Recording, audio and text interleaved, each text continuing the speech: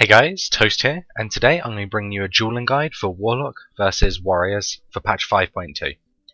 Now the first thing I'm going to run through are the talents you're going to want to use as a Destro Warlock for this duel. Now the first talent you're going to want is going to be Dark Regeneration, because the other talents aren't really that useful, and it's going to boost the healing of your Ember Tap and your Healthstone when used together, and that just makes a really strong heal, and it really heals through a lot of the damage the Warrior is going to be putting out, especially with something like Dark Bargain Dot. It's going to pick you up from that. Now on the next tier, with your choice of Howl, Shadowfury or Mortal Coil, you're going to want to choose Shadowfury.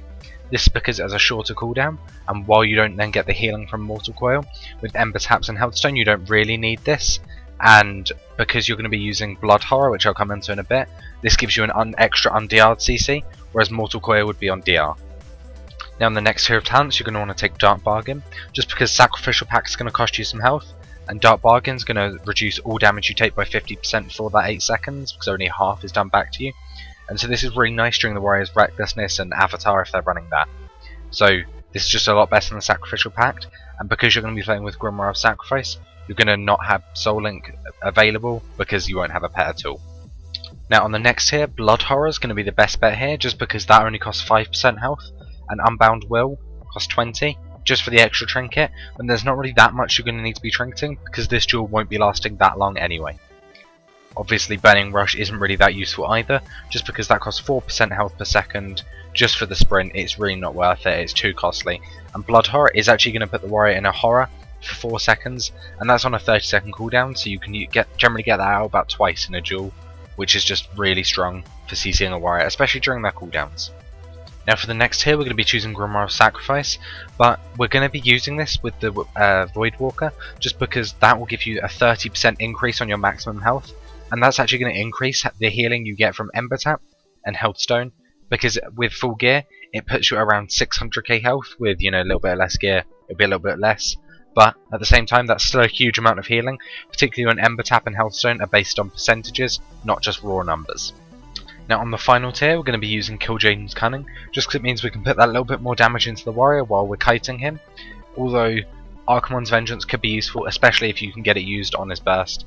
But if you use Dark Bargain on the burst as well, then he doesn't actually get that damage redirected to him, so it does kind of have limited uses, so I prefer Kil'Jaedan's Cunning for that. Now I'm just going to talk about some things to watch out on the Warrior for, and how to counter those. So the big one of these is going to be Recklessness. Now the best way to counter this is to just pop Dark Bargain into it.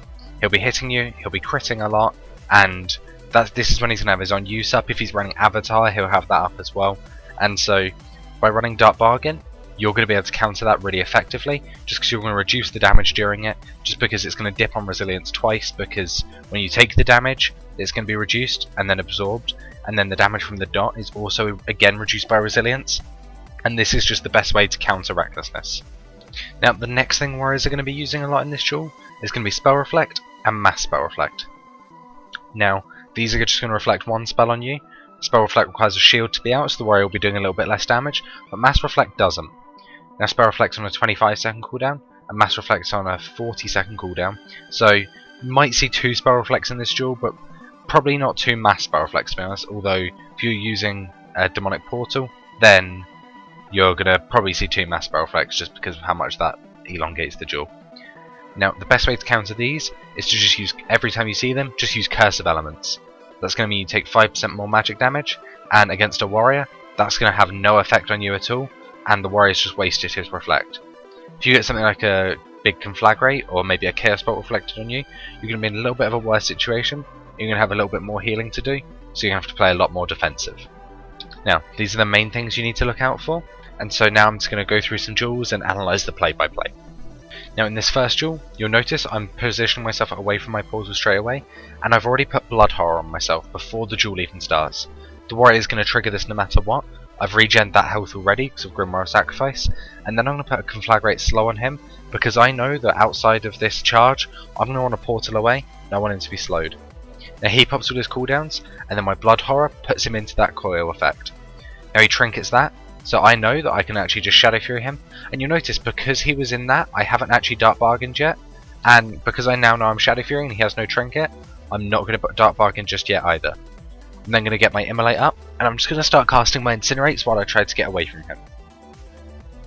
Now as he begins to get closer to me again, I'm going to put another Conflagrate Slow up, and this forces his Heroic Leap. He then puts me into a Shockwave, and I think I'm in a little bit of trouble here, but I know that I'm just going to portal away, and he's not going to have a gap closer just yet, so I'm going to just spam my portal once I'm out of that. I get my portal away, and I'm just going to run away from him again here. Now I'm going to pop my Command Demon, which is going to give me my last stand effect. I'm going to use my Dark Regeneration and Healthstone together, and I'm going to put an Ember Tap on myself. Now I know I'm going to be fine on healing here, I know I'm going to be picked up quite a lot, so I'm going to go back to doing damage. I put another Conflagrate Slow on him, and then he uses a Mass Reflect. Now I see that, and I use my Curse of Elements on that, get that reflected, and now I'm in a perfect position again. He then puts me into another charge, which was a little bit DR'd, so I know that I'm on full stun DR right now. He then roots me, and there's not really a lot I can do to get away right now. My Blood Horror is still on cooldown, so I'm just going to use Fell Flame into him, just to try and keep that damage out. He has hit second wind now. Put another Conflagrate Slow on him, and he is getting quite close to my execute range now, but I'm not entirely fine right now. He's connecting on me, and I've not got really any cooldowns left to heal. I only have Dark Bargain, so I will be alright in the long run, but now I just want to get this duel over with. I'm just trying to get him into that execute range and get the execute out. Now he does pop his Rallying Cry and live by the sword, die by the sword, so his second wind's healing a lot and he's taking a bit less damage. So I know I'm not going to get a kill for now. So I put him into a Shadowfury, I get another Immolate up, I get a Conflagrate out, and I know he's going to charge me here, so I get a Blood Horror up, he charges me, and then he gets put into that horror effect straight away, and I know I can just execute him here and get that kill. Now, unfortunately second wind does just pick him up, but out comes the Spell Reflect from him again, so I'm going to put another Curse of Elements into it. He leaps back onto me, so I portal away. I have an instant Conflagrate proc, so I'm going to use that, then I'm going to get an execute off, and he doesn't quite die to second wind from that, and then I just get the kill on him from Fell Flames. Now in this next duel, I'm going to be doing a similar thing. I've got the same game plan. I've got my Blood Horror up, he's going to charge me, he's going to get Blood Horrored off me. Now this time he doesn't have his cooldowns up, and he chooses to sit this, so I'm going to try and get my Immolate up, and just because that's going to tick, that's going to give me Embers even while I'm CC'd, and he does then Heroic Leap to me. Now, I'm just casting Incinerate at him, because I know if he pummels me I can just Shadowfury him anyway, and so that's what I do. Now, he's done quite a bit of damage to me here, and he does Trinket that, puts me into a Shockwave, and uses all his cooldowns. Now this time I do Dark Bargain, and I also use Unending Resolve. Now, as my Dark Bargain's going to end, this is where I'm going to want to get my last stand up with from my Voidwalker. I'm going to get my healing out, and I'm just going to heal a huge amount here. Now I put 2 Ember Taps on myself this time because I was that little bit lower, and then I portal away. Now I've got my Blood Horror back up again, so he's going to intervene to his banner just to try and get to me, but I'm moving away from the banner already. I've got a Conflagrate Slow coming back up here, so I know that I'm going to be able to kite him just for that little bit longer. I don't have an Ember to get the execute off here. He gets an auto swing, gets put into a horror, and then I'm able to just get my Shadow Burn off, and I get that kill. Now I'm going to show some duels at full speed, and with a gateway as well, which changes the game. Now, this is the first time I've just duelled a warrior, so I'm not actually too sure what my strat would have been just yet, but once I figured it out, the duels got a lot easier. He's also running Bloodbath in this rather than Avatar, and he didn't actually Recklessness at the same time, trying to stagger his cooldowns. Now, I'm still sure I'm going to be fine because I've got my gateway, so whenever he charges me, I'm then just going to gateway away, and that's going to be absolutely fine. Now gateway does change the duel, and it definitely puts it even more in your favour as the Warlock, but it also makes it so that the duel's going to last longer, and the warrior might have a chance to get his cooldowns out. I was also trying out Coil in this duel just because of the heal, and it just lets me get those casts out, heals me that little bit more, but to be honest the heal isn't really necessary with Ember Tap, and because it just DRs your Blood Horror Coil, it's not really worth it. You're much better off having Shadowfury. It's up at the same time as your Blood Horror, and it's ultimately just going to mean you have more CC to keep that warrior up you.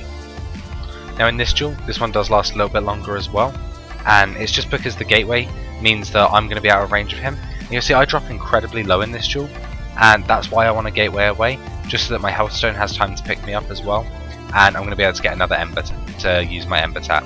Now he also gets a Spell Reflect on a Fell Flame there rather than a Curse of Elements, which isn't the end of the world for me, but it's definitely not favourable.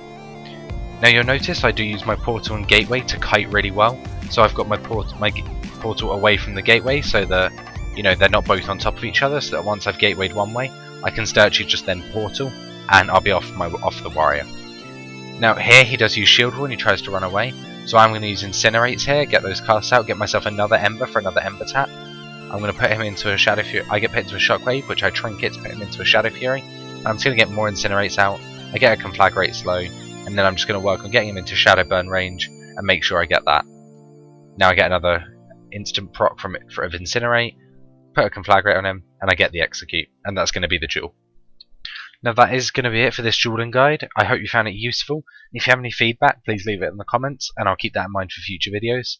Also, if you want to see more duel guides, just let me know what class, and I'll try and get those out. Thanks for watching.